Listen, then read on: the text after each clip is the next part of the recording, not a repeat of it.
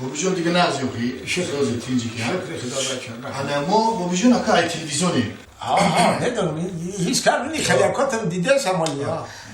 یا برنامه داریم درباره مثلا حیات و فعالیت و مثلا زندگی شما انا ما مثلا گفت سوال میتونم شما چقدر نفقه میگیرید اما درباره نفقه میپرسید نفقه مثلا شما میگین که ما همین قدر نفقه میگیریم مثلا گفت این قدرش برای خوراکه این قدرش برای سر لباس این قدر دیگهش برای دیگر کارها میره ما شما در سوال میتونم شما جواب میدید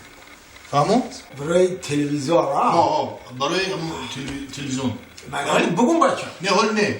ولی وقتی که وای کارگردان بو که سر کنیم بعد سر میکنیم ما سوال بتون شما گام میزنیم من بگوش سر کنم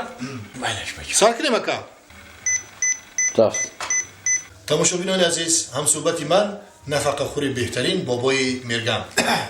بابا جان میگفته که شما چقدر نفقه میگیرید بچه من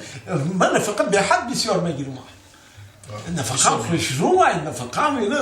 میرسه خیلی زندگی مانده روزگار مانده میرسه که خیلی بسیاری وقت ای مو ای کمپیر زیادی هم میکنم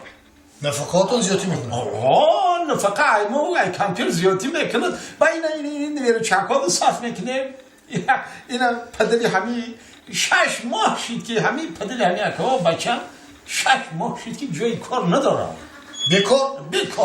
بیکاره هم بچه که بیکاری رو زیر نشو گفته ای حسابی همین نفقم ماشین خرید دادم شد همین نفقه با این همش مایی بچم ای حسابی همین نفقه کم کم با پسندازم میکنم آفرین بابا جان یعنی که پسندازم دارم شما گفتنید که همین نفقه شما در همین یک ماه میرسد بسی میکنه همین تا؟ همین تای بچه ما اکن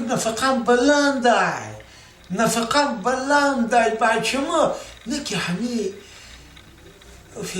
یک ماه 3 روز نه و 10 روز میشی